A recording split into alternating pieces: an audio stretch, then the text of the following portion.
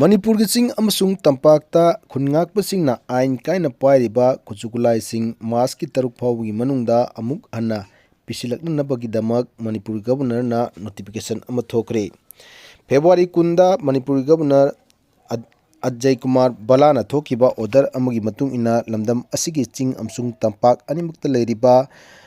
khungakpasingna ain kaina pairiba nongmai amadi marusing manak nakpa police station da tha asigi contract phawgi manungda pisilaknaba order thokibani adumakpu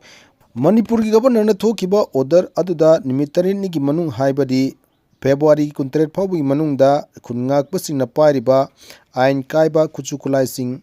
athu matamda manak nakpa police station da pisilakna phongdoki wafam adu khungakliba amadi ima ibel maira paibi singna matam tenmali khara sangdokpina wafam phongdokiba leikhabani adumakpu ngarang Tampaki district kharada manak nakpa police station singda khungakpasingna pairamba nongmai amadi maru loinana Khutlaising kaya khusina kibaglonana arambai tengol ki tongan ba unit singdagisu Manipur ki ahanba Manipur Rifles ki parade ground da ngarang khusina kibani makhatana ngasi February 19 da Manipur governor Ajay Kumar Balana thokiba order amagi matung ina lakliba mas ki taruk phawgi manungda wathuriba Khutlaising haibadi sing amasung tampaki khungakpasingna ain kaina pairiba Khutlaising adu athu matamda pisilakadabani karigumba masigi manungda piraktaba tarabadi lenga ki maikaidigi akanba action sing lokulakpada masa masana yana sachagadabani haina cherol asina palli nakalamanamda Manipur governor na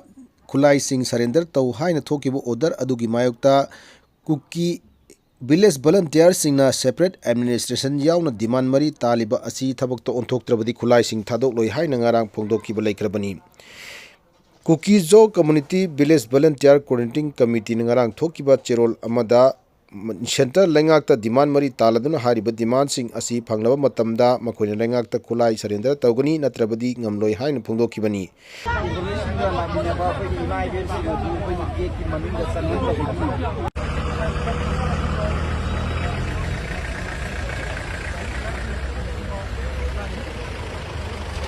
Nakalamromda ngarang Tampaki tongan-tonganba khungakpasing amadi arambai tengolgi Thaumi singna Manipur ki governor na pirakiba order adugi matung ina Khutlaising kiba adugi matangda arambai tengol amadi khungakpasingi mahut silladuna paumi singda asumna hai akoi maruina oneba governor ki thudagi akoina hanwari sanadagi hari bangasigi sose pangthok chabani sida legisi government na no separate administration masigi pose moida Kuki singna tale Piroi haibagi forma insurance akoi condition amani number 1 hari bidi sigi pose la isi bo hari ba aduga police ka akoi ga mari ana abak kominaraga pi samusung development langa bo hona da akoi ni sumateng pangba haibo pose maga adamaina lene aduga akoi gi peripheral area da leiriba maitei gi sigi yumsing natraga mi singdo adugi potu central ki forces amasung state ki forces animakna yamna safe and secure oina thamgani haibagi point da adugi su yana ba moine adigi samana magalai masi point yamna kanu oina dum lowi be yai kari uma kokina hairi bangasigi khoi chigi posi pangthok koraba matung chida kari uma kokina Maitai ki area da natraga Maitai da yamna akan mongda khut tharaktana asopan kedoba tawraba adoi daragadi aramai tengolda amona madugi ritale tawnam honamda angam ba khona tawni ba tawba apana tarokdo photo madu government so accept tawni batai ha da adugi photo da yes hai adu lonena village volunteer force aduga including aramai tengol yauna general amnesty Laiba ngasigi tawliba post deya asigi matung tarakda piba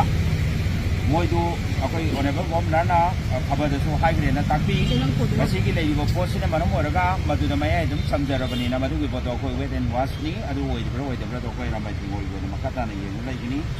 adu lone na ataru sobo poinda apoi gi laiba arambai gi tengol gi hanagi moment se masita kari gumamta problem ne henda ba ko dum chachaba adugi potomaga ya balai aduga loinana sigi matakta lairisi NRC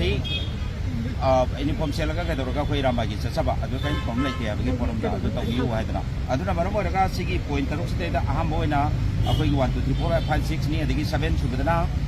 lairiba NRC gi pot tu daida akoi da athubuda update ama tawbiraga madugi posi NRC chana dawagi process khore habagi ponama khanganba FMR gi ponama free movement regime gi pot tu daida makata na sangalanba adigi border fencing chi athubuda loisana bagi moi ge bokona gani hai ado koi monitor tawjari adu ma tawri bri yemba loinana 1960 gi MLR Act ki posima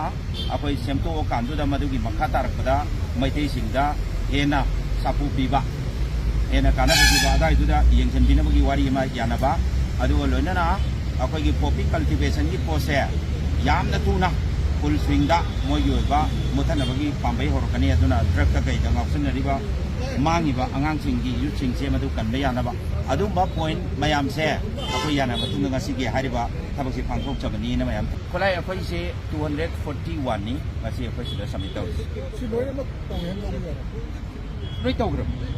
on bit taw bina ko moi official mayam da koi thok se kana haibi agi tamo akoi saka gi tar tagi akoi gi lairiba impan west ki ST adagi Phaoba gi commandant adagi CID gi akhoi SP asi moi deputy